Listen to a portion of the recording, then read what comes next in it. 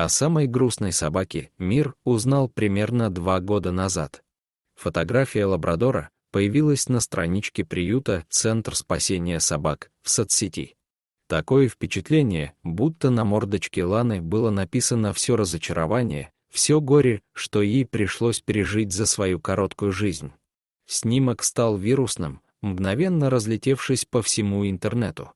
Приюту, где жила Лана, это пошло только на пользу, на его счет неравнодушные люди перечислили огромную сумму пожертвований. А собаку захотели приютить сразу 4000 человек. Но Лана — собака с трудной судьбой. Родилась на улице, была вынуждена драться за еду с такими же уличными псами. И так у нее было с самого рождения. Волонтеры подобрали эту собачку.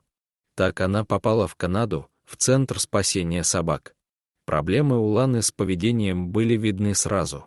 Лана яростно накидывалась на еду и не терпела, если к ней подходили, пока она ест.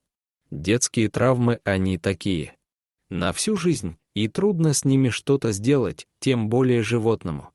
Через 5 месяцев нашлась семья, которая приютила собаку. Поначалу все шло хорошо, Лана быстро привыкла к новому дому, а на ее печальной мордашке наконец появилась улыбка. Но в один прекрасный момент все пошло прахом. В семье был совсем маленький ребенок, которого еще кормили грудью.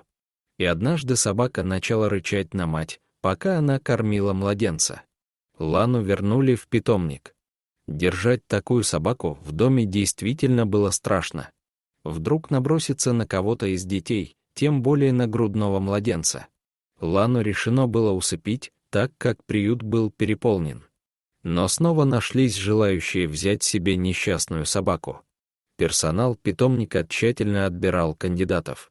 В итоге Лана переехала в новый дом. Детей у этих хозяев не было, зато был опыт обращения с животными, у которых был трудный характер.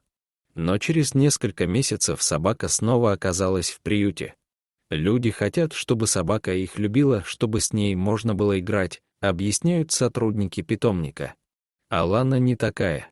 Она не может уживаться с другими животными и детьми.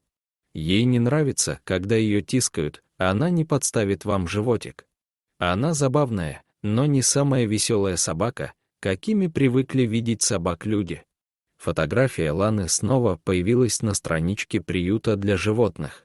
Глядя на нее, сердце просто разрывалось в груди, кажется, еще чуть-чуть, и собака умрет от горя. Было бы идеально, если бы Лана смогла жить на ферме или ранчо, где она могла бы помогать своим хозяевам. Быть не просто игрушкой, а настоящим помощником. Лучшая семья для Ланы — это люди, у которых есть на нее время, терпение и готовность помочь ей привыкнуть к новому образу жизни. Лане обязательно нужен активный образ жизни. Она не сможет часами сидеть дома, ничего не делая, объяснила Бренда Добрански, основатель Центра спасения собак. После очередной публикации о Лане в соцсети Центр снова завалили письмами от желающих удочерить собаку. Но в этот раз владельца будут подбирать еще